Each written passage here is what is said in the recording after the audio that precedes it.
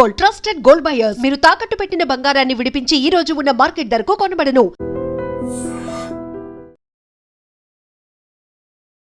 Party చాలా బాగుంది అనుకున్నప్పుడు కవిత ఒక కీలకమైనటువంటి వ్యాఖ్య చేశారు. కేసీఆర్ కనుక అసెంబ్లీకి రాకపోతే బీఆర్ఎస్ పార్టీ మనుగడే ఉండదు, ఉనికిలో లేకుండా పోతోంది అనేది. కవిత గారు నిన్న కౌన్సిల్లో మాట్లాడిన మాటలు వింటే దయ్యాలు వేదాలు వల్లించినట్టుగా ఉంది. ఎందుకంటే ఇప్పుడు కేసీఆర్ మాట్లాడట్లేదు కవిత గురించి, ఇంత జరుగుతోంది. కవిత మాటలకు కాలం తప్పకుండా సమాధానం చెప్తుంది. ఇవాళ ఇంత ఎగిరి పడే కవిత మళ్ళీ 6 నెలలకో మళ్ళీ ఎన్నికల తర్వాత ఎక్కడ ఉంటుందో. తెలంగాణలో ఏం దేశ రాజకీయాల్లోకి వెళ్ళారు, టీఆర్ఎస్ని ఎందుకని బీఆర్ఎస్గా మార్చారు అనే మాట.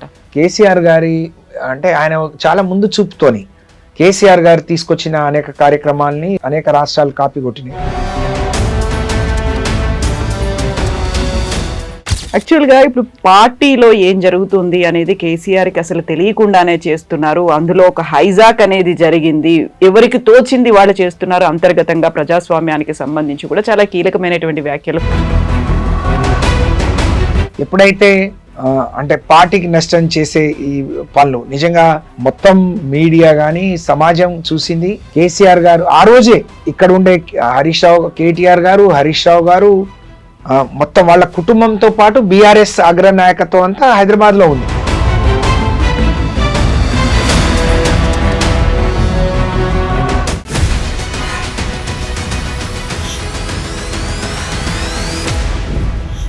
నమస్తే, welcome to I dream inside politics with Kavitha. BRS party నన్ను ఘోరంగా అవమానించింది. పార్టీలో అంతర్గత ప్రజాస్వామ్యం లేదు, నాపై కక్ష కట్టారు, నా వివరణ తీసుకోకుండానే నన్ను పార్టీ నుంచి సస్పెండ్ చేశారు. వ్యక్తిగా వెళ్తున్నాను, బట్ శక్తిగా తిరిగి వస్తాను. నిన్న మండలిలో ఎమ్మెల్సీ కవిత చేసినటువంటి వ్యాఖ్యలు ఇవి. నిజంగానే కవితకి పార్టీలో ఒక సపోర్ట్ లేకుండా పోయిందా? తను అరెస్ట్ చేసినప్పుడు కేసీఆర్ ఎందుకు స్పందించలేదు? కేసీఆర్ సొంత కూతురు అయినప్పటికీ పార్టీ తనని ఎందుకు గౌరవించలేదు? ఘోరంగా ఎందుకు అవమానించింది? మనతో పాటుగా ఉన్నారు బీఆర్ఎస్ పార్టీ సీనియర్ లీడర్, మాజీ మంత్రి సత్యవతి రాథోడ్ గారు. అమ్మా నమస్తే. నమస్తే అమ్మా. కవిత గారు నమస్తే. ఎలా ఉన్నారు మీరు? బాగున్నాను. పార్టీ ఎలా ఉంది బీఆర్ఎస్? చాలా బ్రహ్మాండంగా. మొన్నటి గ్రామ పంచాయతీ ఎన్నికలే చాలా పెద్ద ఉదాహరణ. మా పార్టీ ఎలా పుంజుకుంటుంది, ఏ విధంగా పికప్ అవుతుంది, ఏ విధంగా తిరిగి కార్యకర్తలు గ్రామాల్లో కేసీఆర్ గారి కోసం రాజీలేని పోరాటం చేస్తున్నారనే దానికి మొన్న జరిగిన గ్రామ పంచాయతీ ఎన్నికలే ఉదాహరణ. కాబట్టి చాలా బాగుంది. పార్టీ చాలా బాగుంది అనుకున్నప్పుడు కవిత ఒక కీలకమైనటువంటి వ్యాఖ్య చేశారు. కేసీఆర్ కనుక అసెంబ్లీకి రాకపోతే బీఆర్ఎస్ పార్టీ మనుగడే ఉండదు, ఉనికిలో లేకుండా పోతోంది అనేది. కవిత గారు నిన్న కౌన్సిల్లో మాట్లాడిన మాటలు వింటే దయ్యాలు వేదాలు వల్లించినట్టుగా ఉంది. ఎందుకంటే ఈ మాటలు ఏదైనా మాట్లాడదలుచుకుంటే ఒక 5 ఏళ్ల ముందు మాట్లాడి ఉంటే బాగుండేది. అధికారంలో ఉన్నప్పుడు అధికారాన్ని అనుభవించి అన్ని స్థాయిలో అవకాశాలు తీసుకొని తనే ముందుండి నడిపించిన కవిత గారు ఈరోజు కేసీఆర్ గారి గురించి కానీ బీఆర్ఎస్ గురించి కానీ మా పార్టీ అంతర్గత ప్రజాస్వామ్యం గురించి కానీ మాట్లాడే తీరు చూస్తూ ఉంటే నవ్వుస్తూ ఉంది. ఎందుకనంటే ఇవాళ నేను ఒక సామాన్య గిరిజన కుటుంబంలో పుట్టిన మహిళను. నేను కేసీఆర్ గారి క్యాబినెట్లో ఒక మొదటి మహిళా మంత్రిగా పనిచేశాను. రాజకీయాలలో పదవులు రావాలి అని అంటే ఒక బ్యాక్గ్రౌండ్, ఒక అన్ని ఆర్థిక బలం, అంగబలం, లేకపోతే కుటుంబం నుంచి ఎవరో ఒక వారసత్వం, ఇవన్నీ ఉండే రోజుల్లో కష్టపడి పనిచేసి ఒక నిజాయితీగా ఉండే ఒక వ్యక్తిని చూజ్ చేసుకొని ఆయన మంత్రి చేసిందంటే కేసీఆర్ గారు దగ్గర ఎంత ప్రజాస్వామ్యం ఉంది, ఏ విధంగా ఆయన ఆలోచన ధోరణి ఉంటుంది అనేది మనం అర్థం చేసుకోవచ్చు. ఆయన ఎంపిక చేసిన అనేక మందిని చూసినప్పుడు ఆ కేసీఆర్ గారు ఎంత నిబద్ధతతోని ఏ విధంగా పనిచేస్తారు, ఎవరి ద్వారా పని చేయిస్తారు అనే దానికి నేను ఒక ఉదాహరణ అని చెప్పొచ్చు. కాబట్టి ఈరోజు కవిత గారు మాట్లాడే మాటలు మరి ఏ విధంగా మాట్లాడింది, ఎందుకు మాట్లాడింది, ఎవరు మాట్లాడిస్తున్నారు, రాజీనామా చేసిన తర్వాత కూడా మరి 5 నెలల తర్వాత ఆ రాజీనామాను ఆమోదించకుండా ఆమెను సభకు పిలిపించి సమయం ఇచ్చి ఆమె సొంత సమస్యను ఏదో జాతీయ సమస్యగా, రాష్ట్ర సమస్యగా, తెలంగాణ ప్రజల మహిళల సమస్యగా ఆమె చెప్పుకునే ప్రయత్నం చేస్తుంటే దీన్ని ఒక ఉద్దేశపూర్వకంగా కేసీఆర్ గారు బాగున్నా, బీఆర్ఎస్ బాగున్నా, పుంజుకుంటుందన్నా ఎప్పటికప్పుడు దాన్ని ఏ విధంగా బలహీనపరచాలి అనే ఆలోచన చేసే కొంతమంది కుట్రదారులు చేతిలో కవిత గారు కీలుబొమ్మగా మారిందని నేను భావిస్తున్నాను. అందుకనే మొన్న హరీష్ రావు గారు ఈ నదీ జలాల మీద తెలంగాణ రావాల్సిన వాటా మీద తెలంగాణ ఈ ప్రభుత్వం రేవంత్ రెడ్డి గారి ప్రభుత్వం చేస్తున్న నష్టాన్ని చాలా చక్కగా వివరించి చెప్పడం ద్వారా సభలో లేకున్నా తెలంగాణ రాష్ట్ర ప్రజలంతా కేసీఆర్ వైపు, తెలంగాణ భవన్ వైపు చూస్తున్న క్రమంలో దాన్ని తిప్పికొట్టడానికి లేదా అందు నుంచి ప్రజల దృష్టిని మళ్లించడానికి మాత్రమే మరి కాంగ్రెస్ పార్టీ ఎక్కడ కూడా దాన్ని ఖండించలేదు, దాని గురించి మాట్లాడలేదు. కవితతోని ఈ విధంగా మాట్లాడిచ్చిండ్రు. దాన్ని డైవర్ట్ ఎప్పటికప్పుడు రేవంత్ రెడ్డి గారికి, కాంగ్రెస్కు డైవర్షన్ ఇష్యూని డైవర్ట్ చేయటం, పాలిటిక్స్ని డైవర్ట్ చేయడం ఆయనకు వెనతో పెట్టిన విద్య కాబట్టి కవితతో ఇవన్నీ మాట్లాడిచ్చిండ్రని చెప్పి మేము భావిస్తున్నాం. కానీ కవిత గారి అంటే ఆమె మాట్లాడిన తీరు కానీ, ఆమె ఏడ్చిన తీరు కానీ అవన్నీ చూస్తుంటే మరి ప్రజలు ఒకవైపు రాజీనామా చేసి బయటకు సస్పెండ్ చేసిన తర్వాత ప్రజల నుంచి ఆమెకు ఆదరణ లభిస్తుందని, లేకుంటే సపోర్ట్ వస్తుందని అయ్యో అని అనుకున్నారు. అవన్నీ ఏమీ జరగలేదు. ఈ మధ్యనే 2 నెలలు మరేదో జనం బాటానో కార్యక్రమం చేపట్టిపోయింది. అక్కడ కూడా రెస్పాన్స్ లేదు.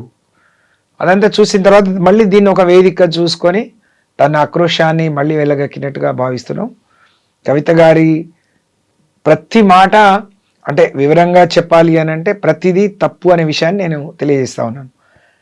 నేను ప్రభుత్వం వచ్చిన మొదటి బతుకమ్మలోనే నాకు ఇచ్చేసే ప్రయత్నం చేసినంటే తర్వాత దాన్ని కేసీఆర్ గారు వచ్చిన తర్వాతనే తెలంగాణ మహిళలు ఆడుకునే బతుకమ్మను ప్రభుత్వ పండుగగా గుర్తించిరు. వాళ్ళకు గౌరవించి చీరలు, సారెలు పెట్టి గొప్పగా ఇవాళ తెలంగాణ మహిళల గుండెల్లో కేసీఆర్ ఒక తండ్రి స్థానాన్ని, ఒక అన్న స్థానాన్ని, ఒక మేనమామ స్థానాన్ని సంపాదించుకున్నాడు.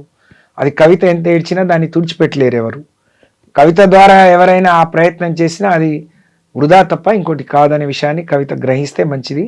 ఇప్పటికైనా ఇవన్నీ ఈ డ్రామాలన్నీ కట్టిపెట్టి ఈ కేసీఆర్ గారి మీద, బీఆర్ఎస్ పార్టీ మీద ఏడుపు, లేకపోతే హరీష్ రావు గారు కేటీఆర్ గారి మీద ఇలాంటి చిల్లర మాటలు మానుకొని నిజంగా తను ప్రజాసేవ చేయాలి, ప్రజా జీవితంలో ఉండాలనుకుంటే దానికి ఒక మార్గాన్ని ఎంచుకొని పనిచేస్తే మంచిది తప్ప ఎంతసేపు బీఆర్ఎస్ పార్టీ మీద పడి, కేసీఆర్ మీద పడి మరి ఏడుపులు పెడబొబ్బులు ఇది మంచిది కాదు అని చెప్పి నేను ఈ సందర్భంగా తెలియజేస్తా ఉన్నాను. యాక్చువల్గా ఇప్పుడు పార్టీలో ఏం జరుగుతుంది అనేది కేసీఆర్కి అసలు తెలియకుండానే చేస్తున్నారు. అందులో ఒక హైజాక్ అనేది జరిగింది. ఎవరికి తోచింది వాళ్ళు చేస్తున్నారు. అంతర్గతంగా ప్రజాస్వామ్యానికి సంబంధించి కూడా చాలా కీలకమైనటువంటి వ్యాఖ్యలు. ఎవరైతే రాజకీయ నిరుద్యోగులు ఉన్నారో వాళ్ళందరికీ ఒక పునరావాస కేంద్రంగా బీఆర్ఎస్ పార్టీ మారింది. ముందు నుంచి నేను నుండి పోరాడాను, అలాంటి వాళ్ళు ఇప్పుడు అక్కడ ఎంతమంది ఉన్నారు అనేటువంటి ఒక మాట తను మాట్లాడుతున్నారు. ఇప్పుడు కేసీఆర్ గారితో కలిసి పోరాటం చేసిన వాళ్ళు, కేసీఆర్ గారు ఉద్యమంలో ఆయనకు అన్ని రకాలుగా సహకరించిన వాళ్లకు కేసీఆర్ గారు చాలా బ్రహ్మాండమైన గౌరవాన్ని ఇచ్చిండ్రు, అవకాశాలు ఇచ్చిండ్రు, అందిపుచ్చుకున్నారు కూడా చాలామంది. అనేక ఉదాహరణలు మనం చెప్పవచ్చు. ఇప్పుడు కవిత గారు ఒకరే నేను పోరాటం చేసిన, కుటుంబాన్ని పణంగా పెట్టిన అంటే రాజకీయాల్లోకి వచ్చి ప్రజా జీవితంలోకి రావాలి అనుకున్నప్పుడు ఎవరైనా అదే చేస్తారు. తను ఏం చేసిందో దానికి కంటే 10 రెట్లు ఎక్కువ అవకాశాలు పొందింది. ఒకటేమో కేసీఆర్ బిడ్డగా, ఒకటేమో ఉద్యమకారురాళ్ళగా, ఒకసారి ఎంపీగా గెలిచి ఒకసారి ఓడిపోతే ఏమంటే ఎమ్మెల్సీ 2 సార్లు ఇచ్చి కేసీఆర్ బిడ్డగా బీఆర్ఎస్ పార్టీ, టీఆర్ఎస్ పార్టీ నాయకులకు ఆమె ఒక సోదరి సమానురాలు, లేకపోతే పెద్దవాళ్లకు ఒక తండ్రి అంటే బిడ్డ లాంటిది, ఆడబిడ్డ లాంటిది. అందరూ ఆ విధంగా గౌరవించారు ఆమెను. ఆ గౌరవాన్ని కూడా ఆమె తగ్గించుకోవద్దు అని చెప్పి నేను కవిత గారికి, మేము కూడా చాలా గొప్పగా గౌరవిస్తున్నాం కూడా మా నాయకుడి బిడ్డగా. అలాగే నేను నిజంగా తను విద్యావంతురాలు, బయట ఉండి చదువుకొని వచ్చింది, సమాజం తెలిసిన మనిషి కాబట్టి బాగా గౌరవించాం. కానీ ఎప్పుడైతే అంటే పార్టీకి నష్టం చేసే ఈ పనులు నిజంగా చెప్పాలి అని అంటే ఆ లిక్కర్ కేసులో తను ఈడీ సిబిఐ తన మీద ఇచ్చేయడం, తను కేసులో ఇరుక్కోవడం, అప్పటి నుంచి కూడా మేము వింటున్నాం ఇది నిజం కాదు, కేసీఆర్ గారి మీద ఏదో కక్షతో పెట్టినట్టుంది అని. కానీ కేసీఆర్ గారిని దెబ్బ కొట్టాలి అంటే తనకంటే బలమైన వాళ్ళు పక్కన ఉన్నప్పుడు తననే ఎందుకు చేశారు అనేది కూడా మనం ఆలోచించాలి. అందరు మాకు అలా చెప్పినా మా నాయకుడి బిడ్డగా మేము తను ఎప్పుడు నన్ను ఒంటరి దాన్ని చేసిన అది శుద్ధ తప్పు. ఎందుకంటే తనకి ఇక్కడి నుంచి ఈడీ తీసుకెళ్లిన రోజే టిఆర్ఎస్ పార్టీ అంటే బీఆర్ఎస్ పార్టీ అగ్రనాయకత్వం అంతా అక్కడ ఉన్నాం మేము ఢిల్లీలో. తను ఈడీ కస్టడీలో ఉన్నన్ని రోజులు ఢిల్లీలో ఉన్నాం. ఎప్పుడైతే తిహార్ జైలుకి వెళ్ళిందో అప్పటి వరకు అక్కడ ఉండి అక్కడి నుంచి వచ్చేసాం. తిహార్ జైల్లో నేను కానీ సబిత గారు కానీ చాలాసార్లు హరీష్ రావు గారు, కేటీఆర్ గారు, వాళ్ళ కుటుంబ సభ్యులందరూ వెళ్ళారు. తనే మా అమ్మ నాన్నలు కానీ మా అత్తమామలు కానీ అక్కడ అంటే ఆ పరిస్థితులు చూసి బాగుండదు, వాళ్ళు ఇబ్బంది పడతారు, వాళ్ళు రావద్దు అని చెప్పి తనే చెప్పింది. ఎప్పటికప్పుడు తన యోగక్షేమాలు తెలుసుకోవటంలో కానీ తను బయటికి రావటంలో కేసీఆర్ గారు అంటే తను జైల్లో ఉన్న రోజులు ఆయన ఒక మానసికంగా ఎంత క్షోభ అనుభవించారు, ఎంత బాధపడ్డారు, తనల్ని చూసి మేము ఎంత ఆవేదన చెందాము అనేది ఆమె అర్థం చేసుకుని ఉంటే బాగుండేది. కానీ అవన్నీ మర్చిపోయి తన స్వార్థం కోసం, తన రాజకీయాల కోసం, ఎవరి కోసమో ఈ చౌకబారు విమర్శలు, చౌకబారు మాటలు మాట్లాడుతుంటే చాలా అసహ్యం వేస్తుంది, బాధ అనిపిస్తుంది. ఇది మానుకోవాలని చెప్పి నేను కవిత గారికి తెలియజేస్తా ఉన్నాను. సో తను బెయిల్ మీద రిలీజ్ అయ్యి బయటకు వచ్చినప్పుడు కూడా మీరు అక్కడ ఉన్నారు, ఢిల్లీలోనే ఉన్నారు. డాటర్ ఆఫ్ ఎ ఫైటర్ అనేటువంటి ఒక మాట కూడా చెప్పారు, షీఈస్ బ్యాక్ అనేటిది. బట్ తనకు మాత్రం పార్టీ అండగా లేదు, అనవసరంగా ఒక రాజకీయ కుట్రలో భాగంగా తన మీద కేసు పెట్టి పంపించినప్పుడు కేసీఆర్ రెస్పాండ్ అవ్వలేదు అనేటువంటి మాట, తర్వాత ఎవరూ పట్టించుకోలేదు అనే మాట తను పదే పదే చెప్తున్నారు లిక్కర్ కేసుకి సంబంధించి. ఒకటేమో కవిత గారు చెప్పేది అది శుద్ధ తప్పు. మొత్తం మీడియా కానీ సమాజం చూసింది కేసీఆర్ గారు ఆ రోజే ఈడీ రేట్స్ అయితేనే నేను ఎక్కడో మహబూబాద్లో ఉంటే ఇక్కడ ఉండే కేటీఆర్ గారు, హరీష్ రావు గారు, మొత్తం వాళ్ళ కుటుంబంతో పాటు బీఆర్ఎస్ అగ్రనాయకత్వం అంతా హైదరాబాద్లో ఉంది. ఆమె కోసమే ఇక్కడ ఉన్నారు. కాకపోతే వాళ్ళు అక్కడ రానియలేదు. హరీష్ రావు గారు, కేటీఆర్ గారు తన ఇంట్లో ఉన్నారు.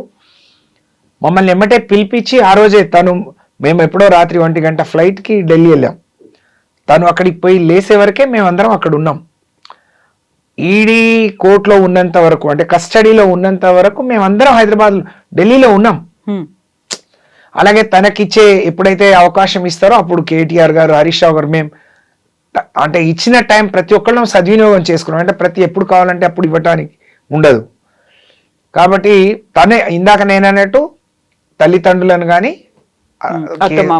వాళ్ళు రావద్దు అని చెప్పి పిల్లలు, భర్త, రామన్న, హరీష్ అన్న మేమందరం కూడా కలిసాం జైల్లో కూడా. కానీ ఇవాళ ఎవరు లేరు, ఒంటరిగా వదిలేసిండ్రు, అయ్యో అనలేదు అని అంటే అది చాలా అంటే తప్పు అనే విషయాన్ని నేను తెలియజేస్తూనే కేసీఆర్ గారు ఒక ప్రజా పోరాటం చేసియో లేకపోతే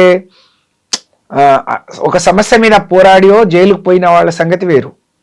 ఒక ఆడపిల్ల అయి ఉండి లిక్కర్ కేసులో ఇరుక్కుంటే అది పార్టీకి అవమానం, వ్యక్తిగతంగా కేసీఆర్ గారికి కూడా. అని చాలా పెద్ద పర్సనాలిటీ.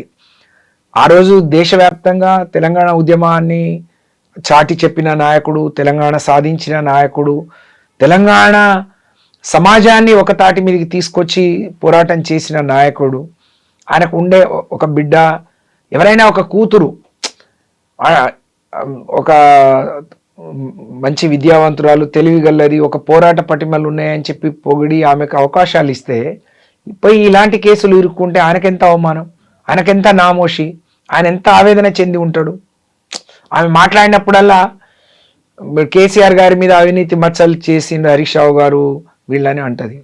అసలు తను తెచ్చిన మచ్చే మేము ఇప్పటికి కడుక్కోలేకపోతున్నాం. తను తెచ్చిన మచ్చే చాలా పెద్దది మాకు. ఇవాళ ఏ తెలంగాణకో ఆంధ్రప్రదేశ్కో సంబంధించి కాదు కదా, జాతీయ వ్యాప్తంగా తను ఆ రోజు ఢిల్లీ వరకు ఈడీ కేసులో పోయింది అని అంటేనే అది మాయలేని మచ్చ కదండి బీఆర్ఎస్ పార్టీకి, కేసీఆర్ గారికి.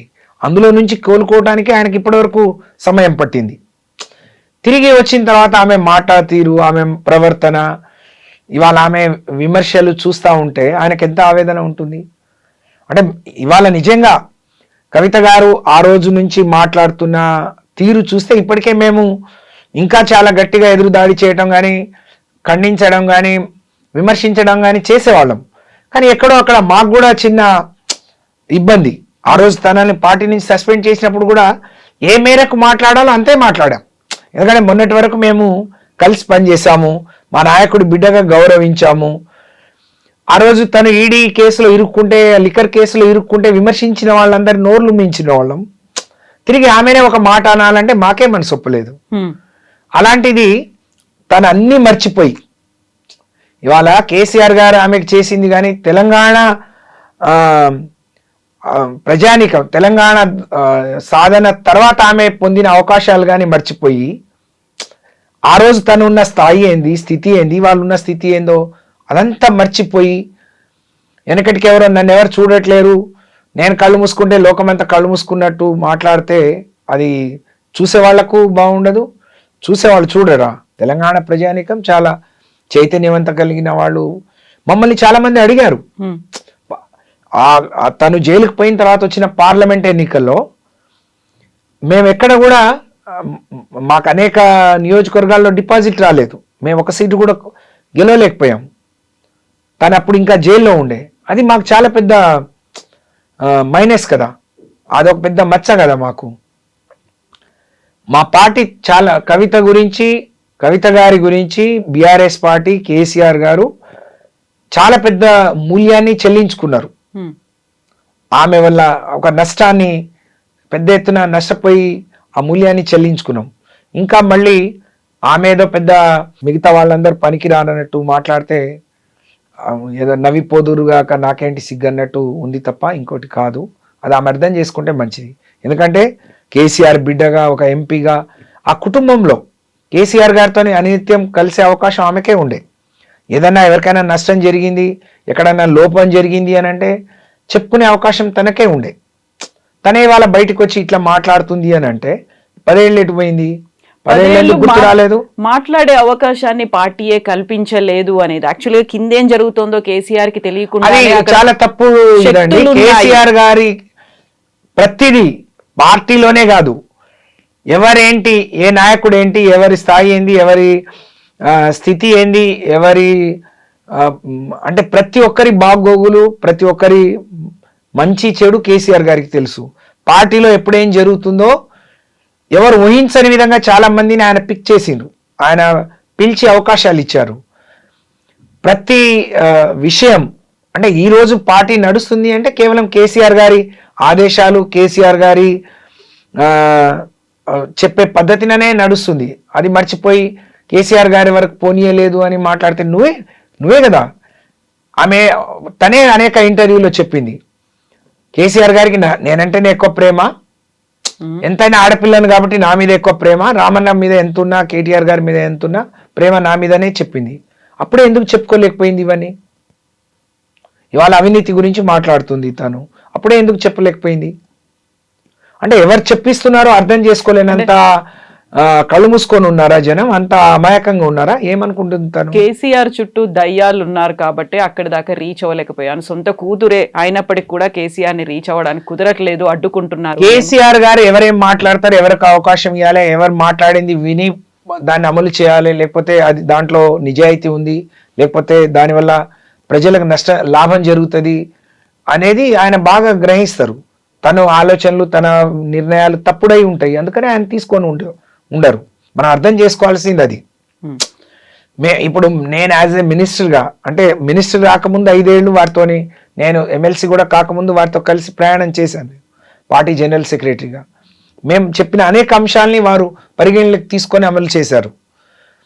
అలాంటి కేసీఆర్ గారు తను మంచి సలహాలు మంచి సూచనలు ఇస్తే ఆయన మనసు, అంటే కేసీఆర్ అంటే ఒక ముఖ్యమంత్రి ఒక నాయకుడు మనసు కాదు, ఒక తండ్రి మనసు, ఒక కొడుకు మనసు. ఆయన ఇప్పుడు మనం తెలంగాణ వచ్చిన తర్వాత ఏమైంది అని అన్నది, ఏమైంది?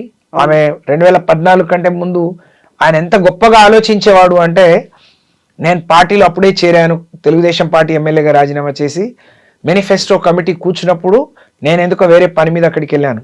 200 ఉన్నది 500 చేద్దామని అంటే ఏం వస్తుంది, కనీసం పట్టేడు అన్నం తిని తనకు ఒక గౌరవం దక్కాలి, ఒక అవ్వకు ఒక అయ్యకు ఒక గౌరవం దక్కాలి, ఒక వితంతువుకి ఒక ఒంటరి మహిళకు అని చెప్పి దాని 1000 రూపాయలు అన్నారు.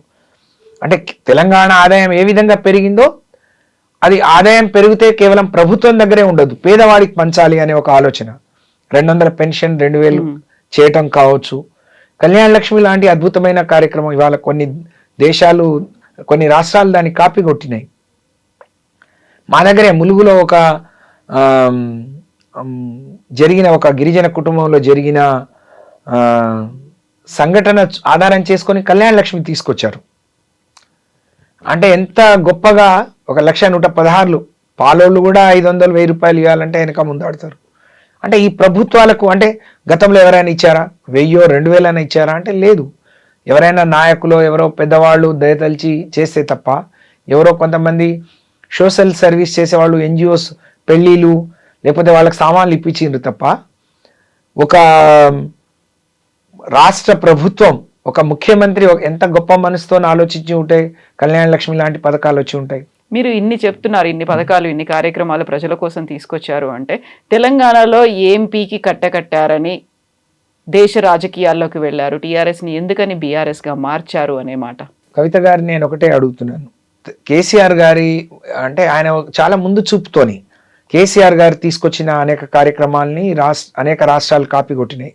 ఉదాహరణకు మిషన్ భగీరథ, ఆడపిల్లలు ఎవరు పొద్దున్న లేస్తే ఆడవాళ్లకు నీళ్లతో అవసరం, వంట చేసుకోవాలన్నా ఇల్లు చూసుకోవాలన్నా. కాబట్టి ఆయన 2018 ఎన్నికలకు పోయే ముందే ఏ ఒక్క ఆడపిల్ల బిందెనెత్తుకొని రోడ్డు ఎక్కొద్దు, అట్లంటే నాకు ఓట్లు వేయొద్దు అని చెప్పి అంత గొప్పగా మిషన్ భగీరథను తీసుకొచ్చి ఇంటింటికి నల్లా ఇచ్చి స్వచ్ఛమైన నీళ్లు తాపించిన గొప్ప నాయకుడు కేసీఆర్. దాన్ని అనేక రాష్ట్రాలు కాపీ కొట్టిన తర్వాత స్వయంగా భారత ప్రభుత్వమే, ప్రధానమంత్రి గారే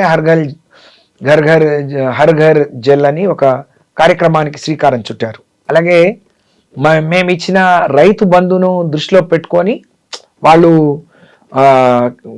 కిసాన్ వాళ్ళు రైతులకు కేంద్ర ప్రభుత్వం కూడా కొంత సాయం చేసే ప్రయత్నం, కొన్ని రాష్ట్రాల్లో రైతులకు కొన్ని రాష్ట్ర ప్రభుత్వాలు కూడా ఈ రైతు బంధు కార్యక్రమాన్ని వేరే వేరే రూపాల్లో వేరే వేరే పేర్లతో అమలు చేశాయి. అలాంటప్పుడు ఇది దేశవ్యాప్తంగా చాలా రాష్ట్రాల్లో ఇది దేశవ్యాప్తంగా అమలు జరగాలి, దాని మీద రాజకీయ ఒత్తిడి, ఒక ప్రభుత్వం మీద ఒక పార్టీ మీద రాజకీయ ఒత్తిడి పెరగాలి అని అంటే పార్టీని జాతీయ పార్టీగా చేయాలని కేసీఆర్ గారు సంకల్పించి భారత రాష్ట్ర సమితి చేశారు. సరే, మేమేం ఫలితం సాధించాం, దానివల్ల ఏం సాధించాం అనేది పక్కన పెడితే, మరి ఈమెకు నచ్చని కేసీఆర్కి వద్దని చెప్పిన కవిత గారు ఎందుకు తెలంగాణ జాగృతిని భారత జాగృతి అని పెట్టుకుంది? నచ్చలేదు కదా, తన సంస్థ తన చేతిలోది కదా, అది కేసీఆర్ది కాదు కదా. నేను తెలంగాణ జాగృతి పేరుతోని అనేక మంది యువకులను మహిళల్ని తెలంగాణ వైపు బీఆర్ఎస్ వైపు తీసుకొచ్చిన అని చెప్పే కవిత గారు టీఆర్ఎస్ను బీఆర్ఎస్గా ఎందుకు మార్చిండ్రు, జాతీయ పార్టీకి ఎందుకు పోయినరు అనే ఆమె తన ఎంపీకి పందిరేసిందని మరి తన తెలంగాణ జాగృతిని భారత జాగృతి అని చేసింది. నిన్నంతా మండలిలో చెప్పారు కదా, తెలంగాణ జాగృతిగా తను ఏం చేశారు, సినిమాలకు సంబంధించి కావచ్చు, సంస్కృతి, బతుకమ్మ దగ్గర నుంచి ప్రతి ఒక్కటి నేను ఇన్ని చేశాను, బీడీ కార్మికుల కోసం, ఉద్యోగుల కోసం, లేకపోతే అక్కడ ఉన్నటువంటి సింగరేణి కార్మికుల కోసం ఇన్ని పోరాటాలు నేను చేశాను కాబట్టి అది దేశవ్యాప్తంగా విస్తృతం చేయడానికి కదా భారత్ జాగృతి అయింది. అదే కదా, అంటే తెలంగాణ టీఆర్ఎస్ పార్టీ దేశవ్యాప్తంగా అంటే ఒక సంస్థగా తను వాళ్ళని జాగృతం చేసిన అని చెప్పే కవిత గారు, మరి కేసీఆర్ గారు స్వయంగా అంటే తెలంగాణ ప్రభుత్వ సంపద పెంచి పేదలకు పంచిండు కదా, ఆయనకు లేని అర్హత ఆమెకి ఎక్కడి నుంచి ఉంది? అలా అంటే అనేక పార్టీలు ఇప్పుడు తనంటుంది నేను రాజకీయ పార్టీ పెట్టి మళ్ళీ వస్తా అని. అవును, ఇప్పుడు 69 నుంచి ఉద్యమం నడుస్తే ఎవరితోని కానీ ఇన్నేళ్ల ఉద్యమ ఎవరితోని సాధ్యపడని తెలంగాణ కేసీఆర్ గారి అల్పెరని పోరాటం, సావు నోట్లో తలపెట్టి ఆయన ఉద్యమం చేసిన తీరు, సకల జనులను ఒక తాటి మీదకి తీసుకొచ్చిన తీరు చూసే కదా ఆ రోజు కేంద్ర ప్రభుత్వం తల ఒగ్గి భయపడి ఆ రోజు తెలంగాణ ఇచ్చింది. అలాంటి అద్భుతమైన నాయకుడు ఆయన. ఏం చేసినా ఒక మనసు, ఆయన ఏదో భారత రాష్ట్ర సమితి పెట్టంగానే ఏదో అధికారం వస్తుంది, ప్రధానమంత్రి అయిపోతాడు. తెలంగాణ వచ్చే రోజు కూడా, తెలంగాణ సాధించినప్పుడు కూడా ఆయన ఏదో ముఖ్యమంత్రి కావాలనో లేకపోతే అధికారాన్ని అనుభవించాలనే ధ్యాస ఆయనకు ఎప్పుడు లేదు. అట్లంటే ఇవాళ ఉన్న ముఖ్యమంత్రి గారు ఒక ముఖ్యమంత్రి ఏ విధంగా ఆ పదవిని అనుభవించాలి, ఆ హోదాను అనుభవించాలో అనుభవిస్తున్నారు. కానీ కేసీఆర్ గారు ఎప్పుడు ఆ డాంబికాన్ని కానీ అంటే అట్లాంటి నేను ఒక ముఖ్యమంత్రిని అనే అహం కానీ అవన్నీ ఎప్పుడు ప్రదర్శించలేదు. ప్రతిసారి దేని గురించి ఆలోచించినా ఆయన ప్రజల కోణం నుంచి, ప్రజల పక్షం నుంచి ఆలోచన తప్ప, పేదవాడికి ఏమైనా జరిగింది, ఇంకేం జరిగితే బాగుంటుందనే ఆలోచన తప్ప ఆయనకు వేరే ఇదే లేదు. అది తెలంగాణ రైతులకు జరుగుతున్న మంచి దేశవ్యాప్తంగా ఉన్న రైతులకు జరగాలని, లేకపోతే దేశవ్యాప్తంగా ఇవన్నీ అమలు కావాలని చెప్పి ఆయన ఆరాటం తప్ప తను బతుకమ్మ ఇది చేసింది. దేశమంతా బతుకమ్మ ఆడదు కదా. ఇక్కడ తెలంగాణలో ఉండే సింగరేణి సంస్థను కేసీఆర్ గారు అందులో లాభాలను అక్కడ కార్మికులకు పంచి దాని అంటే కవిత గారు కేసీఆర్ గారి సహకారం లేకుండా, కేసీఆర్ గారి మద్దతు లేకుండా, కేసీఆర్ బిడ్డ కాకుండా ఉంటే కవితను బయటకు వచ్చి నిలబడమనండి. ఇప్పుడు అవన్నీ చేసింది కేసీఆర్ మద్దతుతోని కదా, ఈ ప్రభుత్వం మద్దతుతోని కదా. అవన్నీ మర్చిపోయి తనేదో సృష్టించి బ్రహ్మలోకం నుంచి వచ్చి ఇప్పుడే సృష్టించి చేస్తున్నట్టు మాట్లాడితే నమ్మటానికి కూడా కొంచెం, మాట్లాడటానికి కూడా కొంత ఆలోచించి మాట్లాడితే బాగుంటుంది. ఇప్పుడు వ్యక్తిగా వెళ్తున్నాను, శక్తిగా తిరిగి వస్తాను అనే ఒక మాట. ఇప్పుడు కేసీఆర్ సపోర్ట్ లేకుండానే నా అంతటి నేను నిలబడగలను. కేసీఆర్ ఆమెకు శక్తి అండి. కేసీఆర్ లేని కవిత వ్యక్తిగా కూడా, అంటే ఒక సమాజంలో ఒక గౌరవప్రదమైన ఇది కూడా ఆమె పొందలేదని చెప్పి నేను తెలియజేస్తా ఉన్నాను. ఎందుకంటే ఇన్నేళ్ళు ఎవరో, ఇప్పుడు నేనున్నానండి, ఆ రోజు రాజకీయాల్లోకి వచ్చాను, అనేక ఒడుదొడుగులు ఎదుర్కొని ఇక్కడ వరకు వచ్చాను. తను కేసీఆర్ బిడ్డగానే కదా. కవిత తన ఇంటి పేరు కూడా మార్చుకోలేదు కదా అండి, కల్వకుంట్లానే పెట్టుకుంది. తన భర్త ఇంటి పేరు వేరే కదా, కల్వకుంట్ల కవితగానే తను చలామణి అవుతుంది కదా. శక్తిగా వస్తే మంచిదే, చూద్దాం. ఈ దేశంలో, రాష్ట్రంలో అనేక మంది మహిళలు చాలా శక్తివంతులు, చాలా మంది ప్రూవ్ చేసుకున్నారు. తను కూడా అలా వస్తే మంచిది. అంతేగాని దానికోసం ఏడ్చి పెడబొబ్బులు ఇవన్నీ ఎందుకు? దానికోసం మమ్మల్ని తను సభ్యురాలుగా కౌన్సిల్లో ఉండి, కౌన్సిల్ ద్వారా తను ఎన్ని సమస్యలు ప్రస్తావించింది, ఎన్నిటికి పరిష్కారం దొరికినాయి, ఎన్ని సభ ముందు సమాజం మీద ఉంచిందనేది మాట్లాడాలి. అంతేగాని తన వ్యక్తిగతంగా తనకు జరిగిన నష్టం ఏదో జాతికి జరిగినట్టు, దేశానికి జరిగినట్టు, ప్రతి ఒక్కరికి జరిగినట్టు మాట్లాడటం, జరగని అన్యాయాన్ని, జరగని నష్టాన్ని ఆమె జరిగినట్టు. ఇప్పుడు చాలా మంది వాళ్ళ సొంత ఇంట్లో వాళ్ళ కుటుంబ సభ్యులే అడుగుతారు కదా ఎప్పుడు.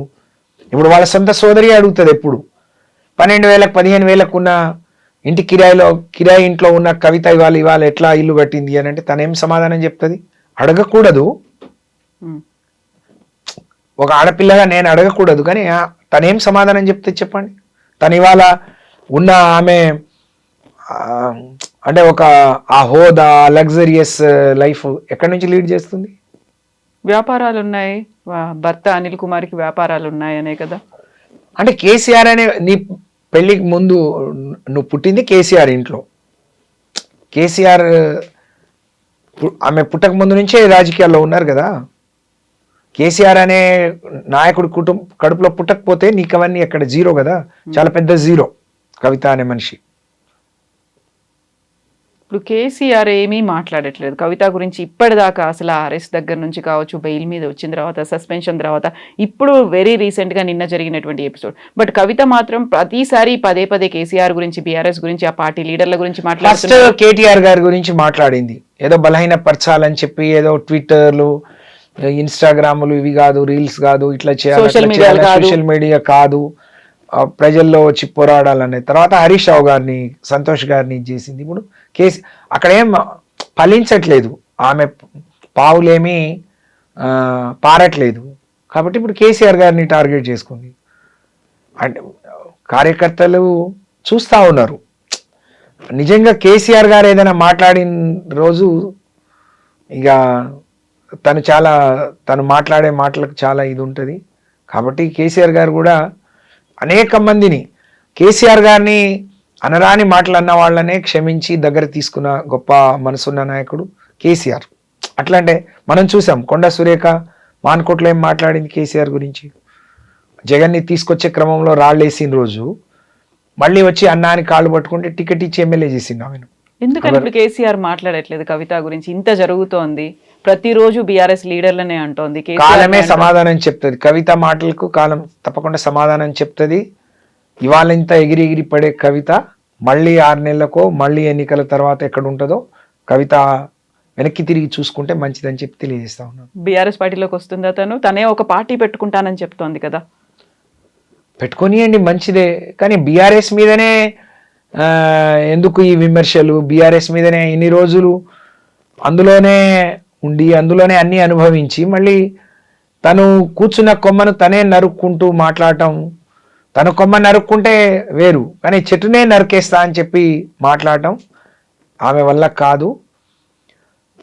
కవిత గారు ఇంకెక్కువ బీఆర్ఎస్ గురించి, కేసీఆర్ గురించి మాట్లాడితే తను ఇంకా పల్సనైపోతుంది తప్ప ఆమెకు జరిగే లాభం కానీ ఒనగూరేది కానీ ఏమి ఉండదు అనేది తను గ్రహిస్తే మంచిది. అది ఎంత త్వరగా గ్రహించి తను అంత జాగ్రత్తగా ఉంటే మంచిదని చెప్పి నేను తెలియజేస్తా ఉన్నాను. సో కుటుంబాన్ని దూరం చేసుకున్నాను, అష్ట కష్టాలు పడ్డాయి, ఇవన్నీ చేసిన తర్వాత ఇప్పుడు బయటకు వచ్చింది. ఆ తర్వాత బలవంతంగా బయటికి ఘోరంగా అవమానించి పంపించారని తను ఏడుస్తున్నారు, కన్నీళ్లు పెట్టుకుంటున్నప్పుడు ఆడబిడ్డకు అన్యాయం జరిగింది, ఎందుకని కేసీఆర్ మాట్లాడట్లేదు అనేది అనుకుంటారు కదా ప్రజలైతే. జరగలేదు కాబట్టి మాట్లాడట్లేదు. ఆమెకి ఏ నష్టము, ఏ అన్యాయం జరగలేదు కాబట్టి కేసీఆర్ గారు మాట్లాడట్లేరు. అంటే ఇప్పుడు తను ఎంపీ గెలిచింది, తను ఎంపీ ఓడిపోయింది, తనలాగే చాలా మంది ఓడిపోయారు, ఎవరికి అవకాశం రాలేదు. కానీ తనకు 2 సార్లు అవకాశం కౌన్సిల్లో ఇచ్చారు కేసీఆర్ గారు. తనకు అన్ని రకాలుగా ఇప్పుడు తను పట్టించుకోలేదు అని ఆమె మొత్తం బెయిల్ కావాల్సిన ఖర్చులన్నీ, తను ఢిల్లీ ఖర్చులన్నీ కేసీఆర్ గారే పెట్టారు కదా, బిడ్డగానే పెట్టారు. కాబట్టి పార్టీ పైసలు కాదు, కేసీఆర్ గారి సొంత డబ్బులతోనే బెయిల్ కానీ అవన్నీ చేశారు. కేసీఆర్ గారు దగ్గర అంటే ఎక్కువ లబ్ధి పొందింది కాబట్టి అనవసరంగా మాట్లాడుతుంది, ఎప్పుడో అప్పుడు ఊరుకుంటుందని కేసీఆర్ గారు భావిస్తున్నారని నేను అనుకుంటున్నాను. ఎందుకంటే వేరే అయితే అసలు వేరే మహిళల గురించి ఆయన చాలా తక్కువ. ఇప్పుడు అలాగే చాలా మంది కేసీఆర్ దగ్గర అన్ని రాజకీయాలుగా పదవులు తీసుకొని అన్ని అనుభవించి బయటికి పోయి మాట్లాడిన వాళ్ళ మీద కూడా ఎప్పుడు మాట్లాడలేదు కేసీఆర్ గారు. కేటీఆర్ గారు, హరీష్ రావు గారు, మిగతా పార్టీ నాయకులు మాట్లాడతారు కానీ తను ఎవరి గురించి ఇంత పల్లెత్తు మాట మాట్లాడలేదు. అది ఆయన సంస్కారం, అది ఆయన హుందాతనం. అంతేగాని ఇవన్నీ చిల్లర వేషాలు వేసి ఈ కప్పిగంతులు వేసే వాళ్ళ గురించి ఏం మాట్లాడతారు ఆయన? ఇప్పుడు ఆయన అంటే వాళ్ళ గురించి మాట్లాడి పల్చన కావటం కూడా సరైనది కాదని నా భావన. మాట్లాడకూడదు, కేసీఆర్ గారు మాట్లాడకపోవటమే మంచిది. అదే సమాధానం. సస్పెన్షన్ తర్వాత జనం బాటలో నిన్న మండలిలో మాట్లాడిన తర్వాత తనే ఒక పార్టీ పెట్టుకుంటాను అని చెప్పినప్పుడు, పార్టీ పెట్టిన తర్వాత విపరీతమైనటువంటి ఆరోపణలు, విమర్శలు ఇంకా ఎక్కువ అవుతాయి కదా. అప్పటికి కూడా ఆన్సర్ ఇవ్వరా కేసీఆర్? చాలా పార్టీలు పుట్టినాయి కాలగర్భం, చాలా తెలంగాణ అంటే మనం చూస్తూ, మనం రాజకీయాల్లోకి వచ్చినప్పటి నుంచి మనం పుట్టి పెరిగి ఇప్పుడు ఇన్నేళ్లలో అనేక రాజకీయ పార్టీలు పుట్టాయి. ఒక సరి అయిన లక్ష్యం కోసమో, సరి అయిన ఒక డైరెక్షనో లేకపోవటం కావచ్చు, లేకపోతే అదే ఒక లక్ష్యం, నిర్దిష్టమైన లక్ష్యం అంటూ లేని పార్టీలు చాలా పుట్టినాయి, కాలగర్భంలో కలిసిపోయినాయి. ఈ ఉమ్మడి రాష్ట్రంగా ఉన్నప్పటి నుంచి అంటే ప్రధానంగా చెప్పుకోదగ్గ ప్రజా సమస్యల మీద నిజంగా ప్రజల గుండెల నుంచి పుట్టిన పార్టీలు అంటే ఒకటి కేసీఆర్ పెట్టిన టీఆర్ఎస్ ఆ రోజు, అలాగే స్వర్గీయ ఎన్టీఆర్ పెట్టిన తెలుగుదేశం తప్ప ఏది నిలవలేదు. అంత గొప్ప స్టార్ అని చెప్పుకునే చిరంజీవి గారు పెట్టినా అది కాలగర్భంలో కలిసిపోయింది కదా. కాబట్టి తను కూడా పార్టీ పెడుతుంది, చూద్దాం తప్పకుండా. ఒక శక్తిగా మారదంటారా? ఆమె ఇప్పుడున్న శక్తిలో, ఇప్పుడున్న ఆమెకు వచ్చిన దీంట్లో 10వ వంతన్నా తన పార్టీ ద్వారా కానీ తన ద్వారా తను గెయిన్ అయితే మంచిది కావాలని నేను కోరుకుంటున్నాను కూడా. ఒక ఆడపిల్లగా నిజంగా తను అంటే ఏ విధంగా తను నాకు గెంటేశారు, గంటే అర్థమే లేదు కదండి. తను ఏం మీనింగ్, ఆమె మాట్లాడే మాటలకి ఏమైనా అర్థం ఉందా? గంటేసి నువ్వు అని అంటే తనకేమైనా అవకాశం, తను ఇప్పుడు స్టిల్ ఎమ్మెల్సీ, కేసీఆర్ పెట్టిన భిక్ష ద్వారానే తను ఎమ్మెల్సీగా ఉండి బీఆర్ఎస్ పార్టీ భిక్షనే కౌన్సిల్లో పోయి మాట్లాడే అవకాశం వచ్చింది కదా. నువ్వు బయట మాట్లాడరాదు, కౌన్సిల్ ఎందుకు? 5 నెలల క్రితం రాజీనామా చేసి నిజంగా ఇలా మాట్లాడటం, మరి చైర్మన్ గారు అంటే వారన్నా గౌరవం ఉంది, ఆ చైర్ అన్నా గౌరవం ఉంది మాకు. కానీ మరి నాకు తెలిసి ఇన్నేళ్లలో రాజీనామా చేసి కరెక్ట్ ఫార్మేట్లో పోయిన వాళ్ళు ఎవరు మళ్ళీ తిరిగి సభకు వచ్చి మాట్లాడిన దాఖలా లేవు. మరి తనకు అంత అవకాశం ఇచ్చి మాట్లాడి ఇచ్చేయడం వెనుక మరి వాళ్ళ ఎజెండా ఏందో తెలియదు మాకు. కాబట్టి ఇలాగే అందరికి ఇస్తారా? కవిత గారికి ఇచ్చినట్టే అందరికి ఇస్తారా? అదే నేను ఇందాక చెప్పినట్టు నేను 5 ఏళ్ళు మంత్రిగా పనిచేస్తే నాకంటూ నా శాఖలో అంటే నా జీవితానికి సరిపడా ఒక సంతృప్తి, ఆత్మతృప్తి మిగిలే విధంగా మేము కొన్ని సంస్కరణలు తీసుకొచ్చినాం. దాని ద్వారా అనేక మందికి లాభం జరిగిందని చెప్పుకోవటానికి మనం సభలో మాట్లాడతాం. తను ఎమ్మెల్సీగా ఉన్న ఈ 2 టర్మ్లలో సభ దృష్టికి ఎన్ని విషయాలు తీసుకొచ్చింది, దానివల్ల ప్రజల సమస్యలు పరిష్కరించగలిగిందని మాట్లాడాలి. కానీ బీఆర్ఎస్ మీద, కేసీఆర్ మీద దుమ్మెత్తిపోయడానికి కౌన్సిల్ ఎందుకు? ఎక్కడైనా పెట్టవచ్చు కదా. దానికి సభా సమయం, ఇంత విలువైన సమయాన్ని తన కడుపు మంట కోసమో తన ఉక్రోషం వెలబుచ్చుకోవడానికి ఇవ్వటం అనేది సరైనది కాదు అనేది నా అభిప్రాయం. ఎవరున్నారు కవిత వెనకాల? ఎందుకని కవిత ఇంతలా మాట్లాడుతుంది అనుకుంటున్నారు మీరు? ఇప్పటికే జనాలకు అర్థమై కేసీఆర్ గారు బీఆర్ఎస్ పార్టీ నష్టపోతే, బలహీనపడితే ఎవరికి లాభం వాళ్ళు ఉంటారు.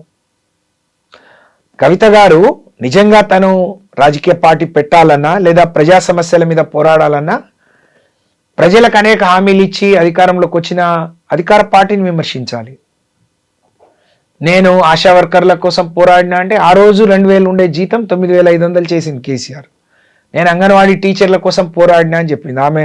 కేసీఆర్ రాకముందు 4000 ఉన్న జీతాన్ని 14000 చేసింది కేసీఆర్.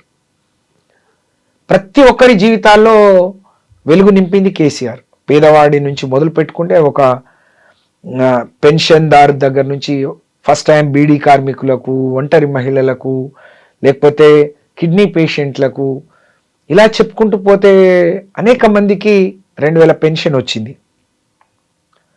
ఒక కళ్యాణ లక్ష్మి, షాదీ ముబారక్, ఒక పేదవాడి చదువు కోసం అనేక గురుకుల పాఠశాలలు, లేకపోతే విదేశీ విద్య, లేకపోతే అంగన్వాడీ టీచర్ల జీతాలు పెంపు, లేకపోతే అనేక మంది కాంట్రాక్ట్ అవుట్సోర్సింగ్ ఉద్యోగస్తులకు రెగ్యులరైజ్ చేయటం, వాళ్ళకు కూడా పిఆర్సీ వర్తింపజేయటం, ఒకప్పుడు ఉన్న ప్రభుత్వ ఉద్యోగులకు జీతాలకు ఇప్పుడు జీతాలు పెంచితే ఒక సామాన్యుడు సంతోషంగా బతకడానికి కావాల్సిన అన్నీ కేసీఆర్ హయాంలో జరిగినాయి. ఇన్ని జరిగాయని చెప్పినప్పటికి కూడా ఇప్పుడు కవిత చెప్పినటువంటి ఇన్ని మాటలు విన్న తర్వాత సొంత కూతురికే అన్యాయం చేశారు. ఒక ఆడబిడ్డ కన్నీళ్లు పెట్టుకొని ఇంటి నుంచి బయటకు వచ్చింది, బలవంతంగా ఘోరంగా అవమానించి బయటికి గెంటేశారనుకున్నప్పుడు ప్రజలు మాట్లాడుకోవట్లేదా? తన ఇంట పుట్టినటువంటి పేగు బంధానికే ఒక న్యాయం లేకపోయారు. తను మాట్లాడేది తప్పుడు మాటలని ప్రజలు అనుకుంటున్నారు. తను కేసీఆర్ని బీఆర్ఎస్ పార్టీ నష్టపరిచి, కేసీఆర్ అంటే ఆ రోజు పార్టీ నష్టపోయిన తీరు కానీ, పార్టీ మీద మచ్చపడ్డ తీరు కానీ చూసిన వాళ్ళు ఇప్పటికైనా చాలా మంచి పని చేసింది అని అనుకుంటున్నారు తప్ప, అంటే తన గురించి మళ్ళీ మాట్లాడి తనని మళ్ళీ వెనక్కి తీసుకురాకుండా చేయడం అనేదే ఇవాళ చాలామంది సంతోషపడే విషయం. తనేం మాట్లాడింది ఆ రోజు? మాట్లాడుతూ కేసీఆర్ గారి గురించి అంటే మీరెవరు మాట్లాడట్లేరు, అలాంటి పార్టీ ఉంటే ఎంత పోతే ఎంత అని మాట్లాడింది. ప్రజలు ఏమనుకుంటున్నారు, కేసీఆర్ ఇంత గొప్ప ఉద్యమకారుడు, తెలంగాణ సాధించి 10 ఏళ్ళు ఈ రాష్ట్రాన్ని దేశంలో అగ్రగామిగా నిలబెట్టినవాడు, ప్రతి పేదవాడి కష్టం. ఇవాళ ఎక్కడ చూసినా ఒక రైతుకు యూరియా బస్తా దొరక్కుంటే కేసీఆర్ని తలుచుకుంటున్నాడు. పండించిన పంటకు గిట్టుబాటు ధర రాకున్నా, కొనేవాళ్ళు లేకున్నా కేసీఆర్ని తలుచుకుంటుండు. ఇవాళ ఒక కేసీఆర్ కిట్ రాకపోతే ప్రతి గర్భిణి కేసీఆర్ని తలుచుకుంటుంది. ఇంతమంది తలుచుకునే కేసీఆర్, ఇంతమంది గుండెల్లో ఉండే కేసీఆర్ మరి తనకు నష్టం చేస్తారని, సొంత బిడ్డకే నష్టం చేస్తారు. కోట్ల మంది గుండెల్లో ఉండే కేసీఆర్ సొంత బిడ్డకు నష్టం చేస్తారు అంటే ఎవరు నమ్ముతారండి? నష్టం కాదు, తనకు లాభం ఎక్కువై మరి పార్టీకి నష్టం జరుగుతున్న క్రమంలో ఆమెను పక్కన పెట్టిండ్రని అనుకుంటారు తప్ప ఆమెకు నష్టం జరిగింది అయ్యో అని అనుకునే వాళ్ళు లేరు అని చెప్పి నేను తెలియజేస్తాను. సో మీకు మాత్రం కేసీఆర్ అంటే విపరీతమైనటువంటి అభిమానం ఉన్నట్టుంది. మిగతా లీడర్లను పక్కన పెడితే మీరు స్వయంగా ఒక టాటూ వేయించుకున్నారు, ఆ తర్వాత చెప్పులు కూడా వేసుకొని అని చెప్పారు. ఆయన మళ్ళీ సీఎం అయ్యే వరకు ఇప్పటికి 4 ఏళ్ళు అయిందా చెప్పులు లేకుండా తిరుగుతున్నారు మీరు? 3.5-4 ఏళ్ళు కావస్తుంది. సెప్టెంబర్ 17, 2022 నాడు బంజారా అంటే లంబాడీలకు సంబంధించి ఆరాధ్య దైవం సేవాలాల్ భవన్, ఆదివాసుల కొమరం భీం భవన్ ఇనాగ్రేషన్ చేస్తూ 1,00,000 మంది లంబాడి గిరిజన బిడ్డలందరితో కేసీఆర్ గారు ఎన్టీఆర్ స్టేడియంలో ఒక సభ నిర్వహించినప్పుడు తెలంగాణ లంబాడీస్కి గతంలో కాంగ్రెస్ ప్రభుత్వంలో తీరని అన్యాయం, నష్టం జరిగింది. అంటే మనం దేశానికి స్వాతంత్రం వచ్చినప్పుడు హైదరాబాద్ రాష్ట్రంగా ఉన్న ఇది కలిసే క్రమంలో ఇక్కడ లంబాడీస్ అని రికగ్నైజ్డ్ అన్ని అర్హతలు ఉన్న వాళ్లకు రిజర్వేషన్ రాలేదు, ఎస్టీలుగా గుర్తింపు రాలేదు. అదే ఆంధ్రప్రదేశ్లో ఉన్న లంబాడీస్కి ఎస్టీలుగా గుర్తింపు వచ్చింది. అది 56లో వాళ్ళు ఎస్టీ రిజర్వేషన్ పొందితే 76 వరకు లంబాడీస్కి రికగ్నేషన్ రాలేదు. అనేక పోరాటాల తర్వాత కేంద్ర ప్రభుత్వం ఒక కమిటీ వేసి వాళ్ళు తప్పు జరిగిందని గ్రహించి 76లో లంబాడీలకు ఎస్టీ జాబితాలో చేర్చారు. ఎస్టీ జాబితా అంటే రిజర్వేషన్ అవకాశం కల్పించారు. కల్పించే క్రమంలో 76లో 4% ఉన్న మాకు 4% రిజర్వేషన్ వచ్చింది. 86లో స్వర్గీయ ఎన్టీఆర్ అధికారంలో ఉన్నప్పుడు 10 ఏళ్ళు అయింది అని రివ్యూ చేసి 6% పెంచారు. 86 నుంచి 2022 వరకు దాదాపు 36 ఏళ్ళు 35 ఏళ్ళు మేము జనాభా పెరిగినా మా రిజర్వేషన్ పెంచలేదు ఎవరు. అనేక పోరాటాలు, అనేక ఉద్యమాలు, అనేక ప్రభుత్వాలు, అనేక రాజకీయ పార్టీలు వాళ్ళ మేనిఫెస్టోలో రిజర్వేషన్ అంటే జనాభా దామాషా ప్రకారం పెంచుతామని చెప్పారు, పెంచలేదు. అలాగే అనేక ఏళ్ల మా తండాల గ్రామ పంచాయతీ, మా గూడాల గ్రామ పంచాయతీ ఇస్తామని ఇవ్వలేదు. కేసీఆర్ గారు మాత్రమే దాదాపు 3,200 గ్రామ పంచాయతీలు, తండాలు, గూడాలను గ్రామ పంచాయతీలుగా చేశారు. అయితే ఆ సభలో 6% ఉన్న రిజర్వేషన్ని 10% పెంచారు. అంటే 1000 కుటుంబాలకు ఒక ఊరట విద్యా, ఉద్యోగాలు, ప్రమోషన్లలో. అంటే నా నాయకత్వంలో నేను మంత్రిగా ఉన్నప్పుడు GO 33 ఇచ్చాము. ఆ రోజు అదే సభ మీద కేసీఆర్ గారు గిరిజనులకు దాదాపు 4,09,000 ఎకరాల పోడు పట్టాలు వెంటనే ఇస్తామని చెప్పి నా అధ్యక్షతన ఒక సబ్ కమిటీ వేసి విధి విధానాలు రూపొందించి ఎవరెవరికి ఇవ్వాలి. అప్పటికే ఇది 2006లో వచ్చిన చట్టం 2016 వరకు కూడా 3 లక్షల ఎకరాలకు కూడా ఇవ్వలేదు. కానీ ఒకే రోజు 4,09,000 ఎకరాలకు పోడు పట్టాలు పంపిణీ చేస్తామని అనౌన్స్ చేయటం, 6% ఉన్న రిజర్వేషన్ 10% పెంచడం, తద్వారా 1000 కుటుంబాల్లో గిరిజన, లంబాడి, ఆదివాసి కుటుంబాల్లో ఒక కొత్త ఒక పండగ లాగా వాళ్ళ జీవితానికి ఒక గొప్ప ఊరడింపు ఆ రోజు దొరికింది. కాబట్టి ఇలాంటి నాయకుడు అంటే ప్రతి ఒక్కరూ అన్ని వర్గాల వారి గురించి ఆలోచించే కేసీఆర్ గారి నాయకత్వంలోనే మాకు ఇంత పెద్ద న్యాయం జరిగింది. అంటే 10 ఏళ్ల కేసీఆర్ గారి పాలన గిరిజనులకు, లంబాడి కావచ్చు, ఆదివాసీలు కావచ్చు, ఒక స్వర్ణయుగం అని చెప్పవచ్చు. ఎప్పుడో 48-47లో వచ్చిన స్వాతంత్రం ఇన్నేళ్ల తర్వాత మాకు మళ్ళీ తిరిగి ఒక 2 అడుగులు ముందు పడిన సందర్భం అది. ఆ రోజు నుంచి మళ్ళీ కేసీఆర్ 3వ సారి ముఖ్యమంత్రి కావాలి, అలాంటి నాయకుడు ఉంటేనే అన్ని వర్గాల వారికి మేలు జరుగుతుందని చెప్పి భావించి ఆ రోజే దీక్ష పూని ఆ చెప్పులు మానేశాను. వస్తారంటారా మళ్ళీ కేసీఆర్ తప్పకుండా రెట్టింపు ఉత్సాహంతో మంచి మెజారిటీతోని. నాకు తెలిసి 2004లో అప్పుడు 89లో ఎన్టీ రామారావు గారు ఓడిపోయి మళ్ళీ 94లో రెట్టింపు, వేరే పార్టీలకు కనీసం ప్రతిపక్ష హోదా కూడా రాని విధంగా ఏదైతే ఆ రోజు ఎన్టీఆర్ని మనం తప్పు చేశాము, నష్టం చేసుకున్నాం. ఇవాళ కేసీఆర్ గారు ఓడిపోతే ఒక రాజకీయ పార్టీగా ఆయన ప్రతిపక్ష నాయకుడుగా ఉన్నాడు, మేము రాజకీయ పార్టీలో నాయకులుగా ఉన్నాం. కానీ వాళ్ళు నష్టపోయింది తెలంగాణ సమాజం, తెలంగాణ ప్రజలు. అంటే ఈ ప్రభుత్వానికి ఒక ముందు చూపు లేకపోవడం, లేకపోతే ఒక టీం వర్క్ లేకపోవడం. ఇవాళ మనం యాసంగి తెలంగాణలో చాలా తక్కువ వేసుకుంటాం పంటలు, దానికి కూడా యూరియా సరఫరా చేయలేని పరిస్థితి. ఇంకా ప్రజలు రోడ్ల మీద బారులు తిరిగి నేను కూడా నిలబడ్డాను. అంటే ఒక ముందు చూపు లేని, ఒక సమయ స్ఫూర్తి లేని, ఒక టీం వర్క్ లేని ఈ ప్రభుత్వాన్ని మనం చూస్తున్న క్రమంలో ఇవాళ తెలంగాణ సమాజం నష్టపోయింది. కాబట్టి మళ్ళీ కోరుకుంటున్నారు. ఆ రోజు మాకు వచ్చిన మెజారిటీ కంటే మంచి మెజారిటీతోని కేసీఆర్ గారు తిరిగి ముఖ్యమంత్రి అవుతారు, బ్రహ్మాండంగా ఈ రాష్ట్రాన్ని మళ్ళీ ముందుకు తీసుకెళ్తారు. కానీ మా బాధ అంతా ఈ 5 ఏళ్ల అధికారంలో 10 ఏళ్ళు వెనక్కిపోయింది అనేది బాధ, వేరేం లేదు. ఇప్పుడు ఓన్లీ రైట్ హ్యాండ్ కే ఉందా కేసీఆర్, లెఫ్ట్ హ్యాండ్ కూడా ఉందా? రైట్ హ్యాండ్ కే ఉందమ్మా. ఓకే. ఎప్పుడు అది చెప్పులు వేసుకోను అని చెప్పింది గట ఏమైనా, ఏది ముందు? కొద్ది చెప్పులు ముందు మానేశాను. ఇప్పుడు సెప్టెంబర్ అంటే 3.5 years అవుతుంది. తర్వాత ఈ టాటూస్ వేసే వాళ్ళు కూడా మా ఆదివాసీలు వాళ్ళే వేస్తారు, కొన్ని కుటుంబాలే మిగిలినాయి. అయితే తెలంగాణ అంటే మన పీవీటీజీస్ అంటారు కదా, వాళ్ళు ఇంకా ఆదిమ జాతి బిడ్డలుగా ఉండేవాళ్ళు రోజు రోజుకు ఇదైపోతున్నారు. వాళ్ళ సంస్కృతి సాంప్రదాయాలు దాన్ని వెలికి తీయాలని చెప్పి ఇదే బంజారాస్ భవన్, సేవాలాల్ భవన్లో మేము ట్రైబల్ కల్చర్ గురించి ఒక ప్రోగ్రాం చేసాం. అప్పుడు మన ఎవరైతే కొమరం భీం వారసులు ఉన్నారో వాళ్ళు వేస్తారనమాట. వారితోనే ఇప్పించుకున్నాను ఇది. అంటే ఇంకా జీవితకాలం ఎప్పటికీ చెరిగిపోకుండా ఉండిపోతుంది అది. అవును. అంటే అలా చాలా మంది గుండెల్లో కేసీఆర్ గారు ఉన్నారు. నేను ఆడపిల్లను, తండ్రి లాంటోడు కాబట్టి కుడి చేతికి ఇప్పించుకున్నాను. చాలా మంది గుండెల్లో ఉంటాడు. ఇక్కడ ఉన్నది చూపించలేం కాబట్టి ఇక్కడ ఉన్నది. సో ఇప్పుడు ఆ కేసీఆర్ కవిత గుండెల్లో ఉన్నాడా లేదా? ఉంటే ఇంత రాక్షసంగా మాట్లాడదు అనుకుంటున్నాను నేను.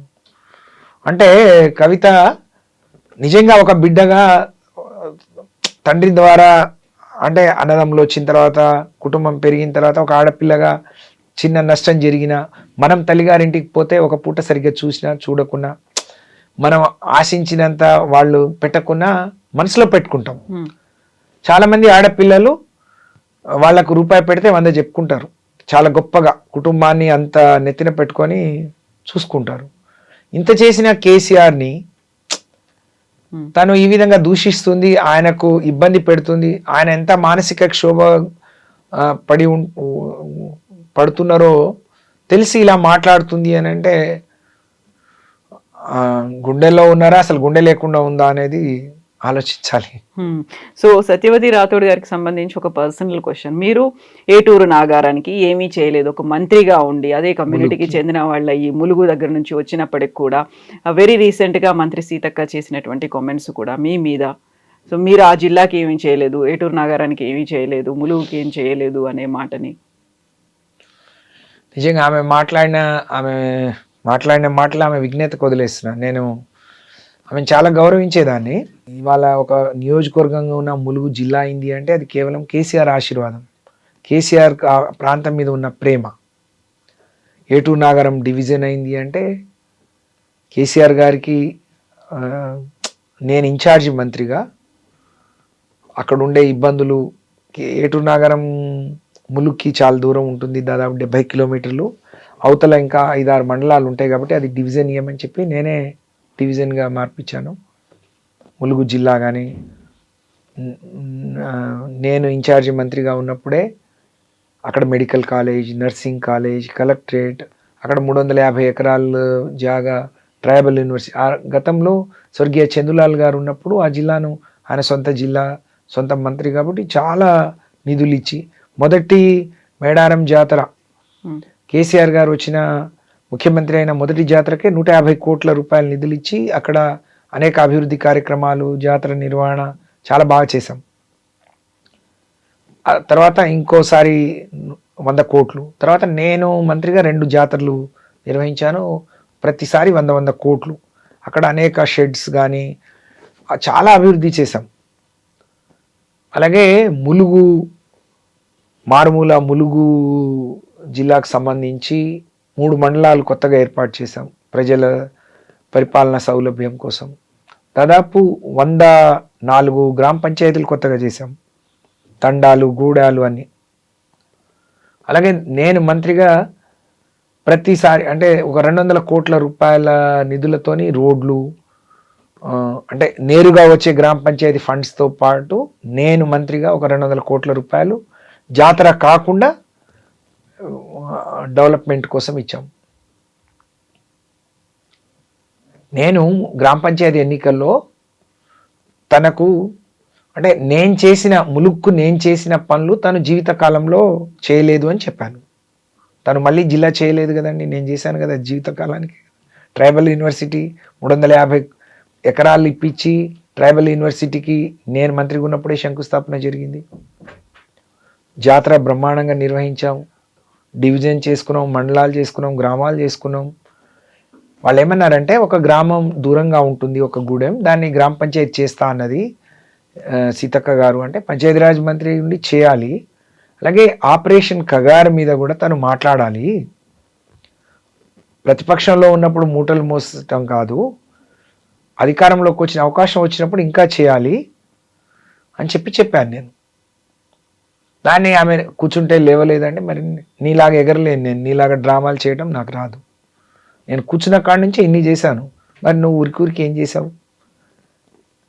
తీసుకొచ్చిన 100-150 కోట్ల మేడారం జాతరకు వీళ్ళ కమిషన్ రాలేదు, వీళ్ళ డిపార్ట్మెంట్కి రాలేదని ఇద్దరు గొడవ పెట్టుకునేది అన్ని పత్రికల్లో వచ్చింది కదండి. అది సత్యవతి చెప్పలేదు కదా, బీఆర్ఎస్ చెప్పలేదు కదా. తీసుకొచ్చి నేను నా జిల్లా, నా నియోజకవర్గం కాదు, నేను ఇన్ఛార్జి మంత్రిగానే ఎప్పుడు ఒక చిన్న మచ్చ లేకుండా, ఇంత మరక లేకుండా, ఇంత ఆరోపణ లేకుండా బ్రహ్మాండంగా 4 జాతరలు నిర్వహించినాం మేము. మీరు నిర్వహించే ఒక జాతరకి ఇన్ని విమర్శలు ఎందుకు వచ్చినాయి? మేం కాదు కదా, పత్రికలే వచ్చినాయి. మరి దేవాదాయ శాఖ నిధులు అక్కడ దుర్వినియోగం అవుతాయని R&Bకి మార్చుకున్నారు. వాళ్ళే ఎందుకు మార్చుకున్నారు? మీరే కదా మీకు కమిషన్ రాదు అని చెప్పి గొడవ పెట్టుకొని 4 రోజులు ఆపిన తర్వాత మళ్ళీ ముఖ్యమంత్రి తిడితే సర్దుకొని మళ్ళీ పని చేయిస్తుంది మీరు. ముఖ్యమంత్రిని తీసుకుపోయి నా జీవితమే ధన్యమైపోయిందన్నావు 150 కోట్లకు. అట్లంటే మేము దాదాపు 600-700 కోట్లు జాతరకి ఖర్చు పెట్టాం. మేము ఎప్పుడు ఇంత గొప్పగా నీలాగా బడాయి మాటలు మాట్లాడలేదు కదా. మీరు ఇంత గొప్పగా మేము చేశామని చెప్తున్నప్పుడు కూడా మీరు అక్కడికి బిర్యానీలు తెప్పించుకొని తిన్నారు తప్ప మీరు చేసింది ఏమీ లేదు అనేటువంటి ఇంకో మాట కూడా ఉంది, అదే సీతక్క దగ్గర నుంచి వచ్చింది. అందుకనే ఆమె విజ్ఞతకు వదిలేసి నేను బిర్యానీలు ఏటూరు నాగరం తీసుకుపోయి తినాల్సిన అవసరం లేదు. నేను మంత్రిగా నేను ఆదేశిస్తే అక్కడికే తీసుకొచ్చి పెడతారు. నేను ఆమెలాగా ఏమంటారు ఇలాంటి అంటే ఒక ఉద్యమకారురాలని, నేను దళ నాయకురాలని బడాయి మాట్లాడే మాటలకు, ఆమె పనులకు ఎక్కడ పొంతన ఉండదు. నేను 5 ఏళ్ళు మంత్రిగా ఉంటే సాటి మహిళగా, నా తోటి ఎమ్మెల్యేగా మేము కలిసి పనిచేసాము. ఇన్ఛార్జ్ మంత్రిగా ఆమెకు అన్ని రకాలుగా సహకరించాను నేను. అయితే ఆమెకు తెలియంది ఏంటంటే నాకు బిర్యానీ తినే అలవాట్లు ఉండదు. నేను ఎప్పుడు ఈ ఫ్రైడ్ రైస్లు, బగారా రైస్లు, బిర్యానీలు తినను. నేను ఏం తింటారు మీరు? మామూలుగా అన్నం తింటాను, రొట్టెలు తింటాను, అన్ని చేపలు, మటన్ అన్నీ తింటాను. అంటే నాన్ వెజ్లో నేను చాలా పూర్ని. అందులో బిర్యానీ అసలు చాలా తక్కువ. అంటే నేను హైదరాబాద్ నుంచి పట్టుకుపోయి తినేంత అవసరం నాకు లేదు. నేను ఇన్ఛార్జ్, నేను మంత్రిగా ఉంటే కలెక్టర్లే, అధికారులే నాకు అన్నీ చేసి పెడతారు. నేనే వద్దని చెప్పేదాన్ని, నేను కూరగాయలే తింటాను అని చెప్పి. ఆమె సంస్కారం. ఆమె నేర్చుకున్న ఇన్ని రోజులు అంటే బయట మాట్లాడటం, నేనంటే చాలా చేయవచ్చు ఆమెలాగా ఈ మూటలు మోసి రీల్స్ చేసి ఇవన్నీ అలవాట్లేదు. అక్కడే కూర్చొని ఆమె కంటే 10 రెట్లు ఎక్కువ ములుగు జిల్లా కావడంలో కానీ, ఆ అభివృద్ధి కావడంలో కానీ, అన్నీ తీసుకురావడంలో నేను పోషించిన పాత్ర అక్కడ ప్రజలకు తెలుస్తుంది. రాబోయే రోజుల్లో సత్యవతి ఏందో, సీతక్క ఏందో అక్కడ ప్రజలు తప్పకుండా చెప్తారు, కేసీఆర్ ఏందో చెప్తారు. దానికి తగిన ఇది జరుగుతుంది. కానీ నేను కూడా ఆమెలాగా నేను నోరు తెరిచి మాట్లాడితే చాలా ఉంటుంది. అవన్నీ మాట్లాడటం అంటే నాకు ఆ సంస్కారం ఉంది, ఆ విజ్ఞత ఉంది కాబట్టి దాన్ని అక్కడ వదిలేస్తే మంచిది. ఇప్పుడు ఎలక్షన్స్ అయిపోయిన తర్వాత, లోకల్ బాడీ ఎన్నికలు అయిపోయిన తర్వాత పార్టీ ఫిరాయింపులకు సంబంధించి మళ్ళీ వస్తుంది, ఇవన్నీ కూడా ఒక 10 ఉప ఎన్నికలు వస్తాయని ఎక్స్పెక్ట్ చేశారు. అందులోనూ పర్టికులర్గా దానం నాగేందర్, కడియం శ్రీహరి ఇద్దరి గురించే విపరీతమైనటువంటి చర్చ జరిగింది. మీరు ఎలాగో వరంగల్ నుంచే వచ్చారు కాబట్టి అక్కడ కడియం శ్రీహరి గురించి ఏమనుకుంటున్నారు అసలు? ఒకటేమో 10 మంది కాంగ్రెస్ పార్టీలోకి పోయిన మాట వాస్తవం, కండవలు కప్పుకున్నారు. ముఖ్యమంత్రి గారు అనేక వేదికల ద్వారా కూడా అన్ని ఎవిడెన్స్ ఉన్నాయి. కానీ వీళ్ళు సిగ్గు లేకుండా, అంటే నిజంగా ఇన్ని బడాయి మాటలు మాట్లాడే రేవంత్ రెడ్డి గారు కానీ, కాంగ్రెస్ వాళ్ళు కానీ వాళ్ళతో రాజీనామా చేయించాలా? ఎస్, ఇంత ఎటుగాని మాటలు ఎందుకు మాట్లాడతారు? మా పార్టీలోకి వచ్చారు, మేము తీసుకున్నాం అని రాజీనామా చేయించాలి. లేదు అని అంటే బీఆర్ఎస్ ఏనంటే మా కండవ కప్పుకొని మళ్ళీ రావాలా? ఇప్పుడు కడియం శ్రీహరి గారు కూడా చాలా నీతి మాటలు మాట్లాడతారు. చాలా బడాయి మాటలు, మొన్నటి నా ఫలితమే ఇదని చెప్తారు. నిజంగా మీకు ప్రజాదరణ అంత గొప్పగా ఉంటే, ప్రజలు ఆదరిస్తుంటే మిమ్మల్ని రాజీనామా చేయండి. మీరేందో ప్రూవ్ చేసుకోవాలంటే మీరు రాజీనామా చేసి మళ్ళీ పోటీ చేయండి కదా. పోటీ చేయడానికి భయపడి ఓడిపోతామని తెలిసి ఈ డ్రామాలు, ఈ గొప్ప గొప్ప బడాయి మాటలు ఎందుకు మాట్లాడతారండి? కడియం శ్రీహరి గారు కావచ్చు, దానం నాగేందర్ కావచ్చు. ఒక్క జూబ్లీ హిల్స్ ఎన్నికలు వస్తేనే 300 కోట్లు పెట్టిండ్రు. ముఖ్యమంత్రి వారం రోజులు వీధులన్నీ తిరిగిండు.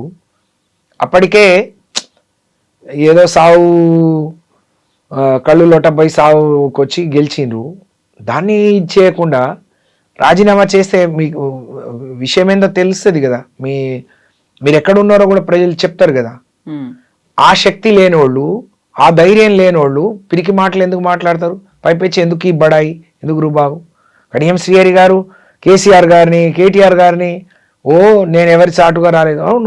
నువ్వు డైరెక్ట్ వచ్చి ఉంటే, మీరు స్ట్రేట్గా మీరు ఎదిగి ఉంటే ఇప్పుడు కూడా రాజీనామా చేసి ప్రూవ్ చేసుకోవాలి కదా. ఆయన నిజాయితీ ఏందో ప్రూవ్ చేసుకోవాలి. ఆయన కరెక్ట్ అని నిర్ణయం అని ప్రజలు ఇచ్చేస్తే మేము కూడా హర్షిస్తాం. అది వదిలేసి మళ్ళీ విమర్శలు, దిక్కుమాలిన పని చేసుడు కాకుండా మళ్ళీ బీఆర్ఎస్ పార్టీ మీద విమర్శలేంది? ఇవాళ కడియం శ్రీహరి, దానం నాగేందర్ ఇవాళ అక్కడ ఉన్నారు. అట్లా మాట్లాడే వాళ్ళకి ఇది ఉంది అని అంటే అది కేసీఆర్ పెట్టిన భిక్ష కదా. కేసీఆర్ గారు పెట్టిన భిక్ష వల్లనే కదా మీరు ఆయన ఇచ్చిన బీఫామ్లలో గెలిచి ఇవాళ ఇన్ని బడాయి మాటలు మాట్లాడుతున్నారు.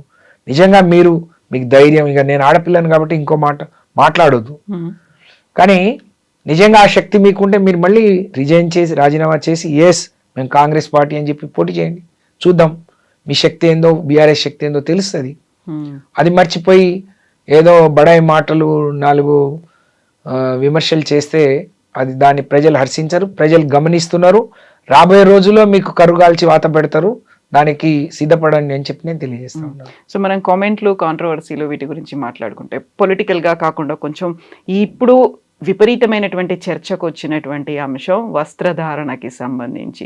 మహిళలు ఏ డ్రెస్సులు వేసుకోవాలి, వాళ్ళు చీరలు కట్టుకోవాలా, లేకుంటే మహిళలకే స్వేచ్ఛగా ఉండేటువంటి పరిస్థితులు ఉన్నాయా?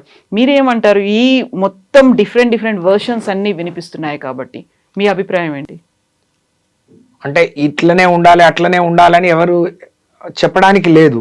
కానీ మన సమాజం భారతదేశంలో మహిళలకు సంబంధించి అంటే దేశవ్యాప్తంగా ఏ విధంగా ఉన్నా భారతదేశంలో మహిళల్ని అందరినీ మనం గౌరవించుకుంటాం. ఒక తల్లి రూపంలో, ఒక చెల్లి రూపంలో, ఒక బిడ్డ రూపంలో, భార్య రూపంలో మనమే చెప్పాం కదా, ఎప్పుడు ఎక్కడ ఎట్లుండాలో అట్లుండాలి, అంతేగాని ప్రతి దగ్గర ఒకేలాగా ఉంటాను అని అంటే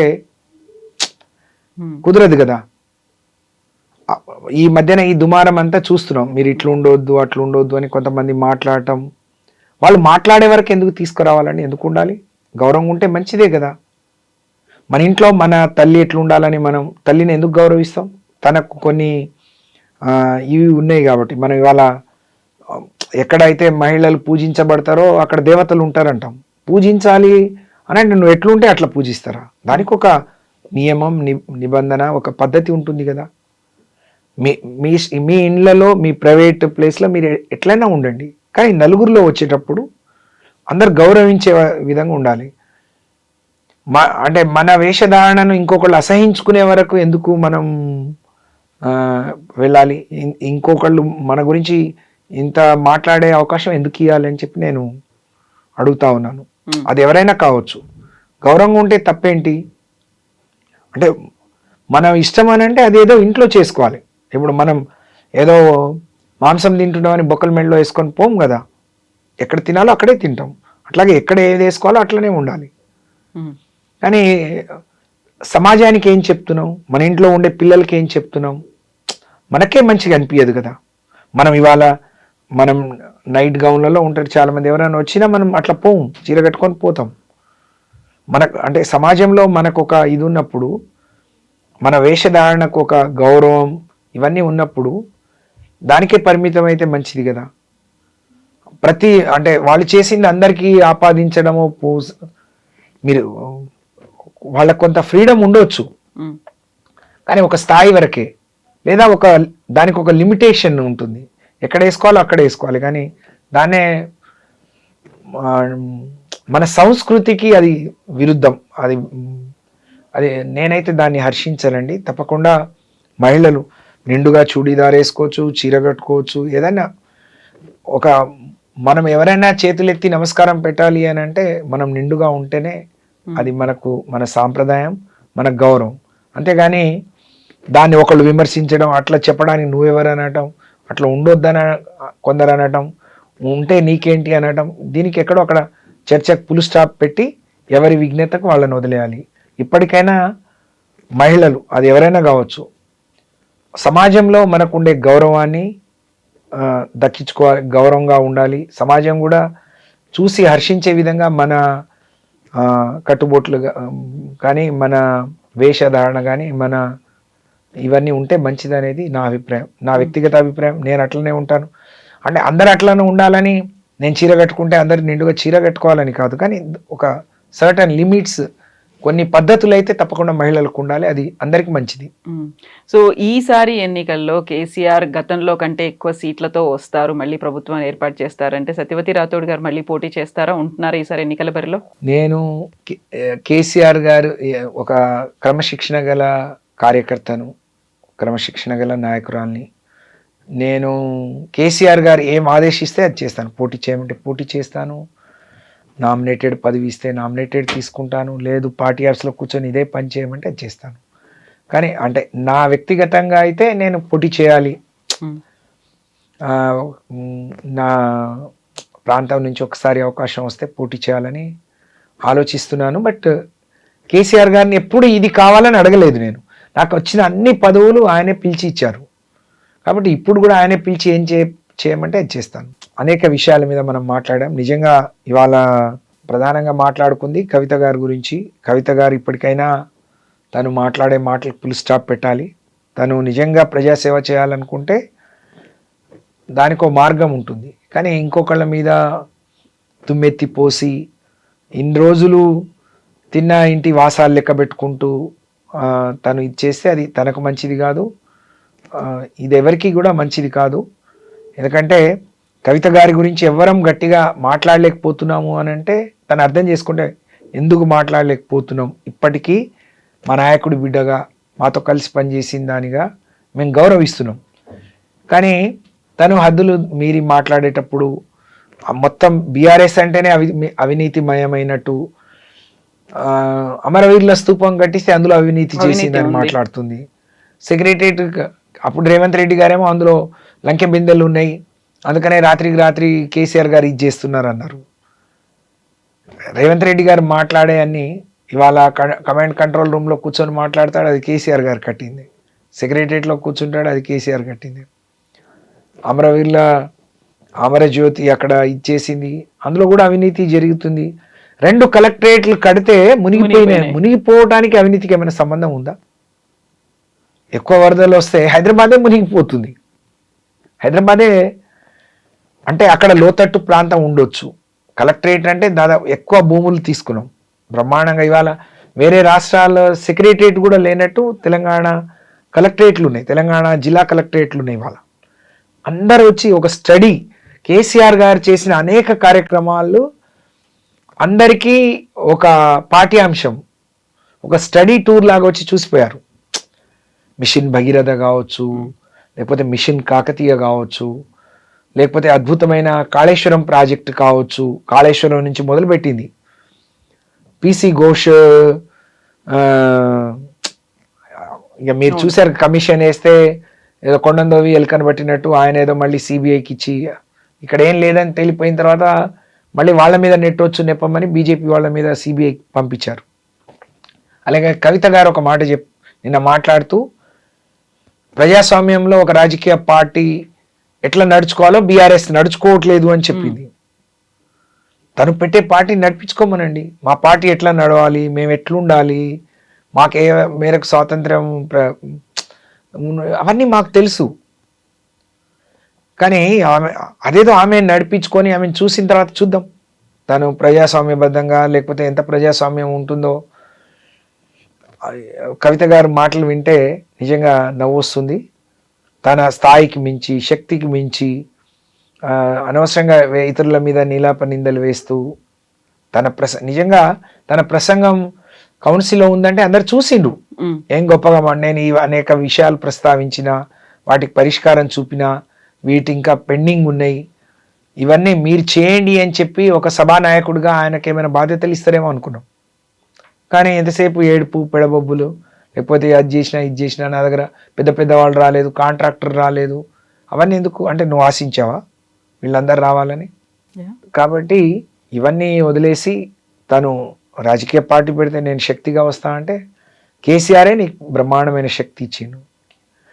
ఇప్పుడు ఒక రోజు రోజుకు నువ్వు శక్తి కోల్పోవడం తప్ప పొందేదేం ఉండదు. పొందితే మేము తప్పకుండా హర్షిస్తాం. కానీ నువ్వు ఇంకోళ్ళ మీద ఇచ్చేసి ఇతరుల మెడల మీద తుపాకీ పెట్టి కాల్చి నేను బాగుపడతాను, నేను ఇది చేస్తాను అంటే అది ఎప్పటికీ జరగదు. నువ్వు ఇలాంటి మాటలు మాట్లాడి నీకు వ్యక్తిగతంగా ఉన్న గౌరవాన్ని, ఇప్పటి వరకు నువ్వు పొందిన దీన్ని మళ్ళీ వదులుకోవద్దు అని చెప్పి మాత్రం కవిత గారికి చెప్పదలుచుకున్నాను. Yes, Amma. Thank you so much, Amma. Thank you, Amma. Thank you. And for more videos, please subscribe to iDream. Please subscribe to iDream. Please subscribe iDream. And please subscribe to iDream. For more videos, subscribe to iDream. please like, share and subscribe to the channel. Congratulations, iDream. Subscribe to iDream. Subscribe to iDream. So subscribe to iDream Media. iDream ki iDream team andarki huge congratulations. Please subscribe iDream Media. Please subscribe to iDream. Subscribe iDream. Please subscribe to iDream. iDream అంటే నా కళల ఛానల్ను subscribe చేసుకున్న నోరు తిరుగుతలేదు, మీరైతే గంట గుర్తు కొట్టండి. For more such videos, please subscribe to iDream. Subscribe to iDream. Please subscribe to iDream. Please subscribe iDream Media. Please do subscribe to iDream. Please subscribe to iDream Media. For best entertainment and information, please subscribe iDream. And don't forget to subscribe to iDream.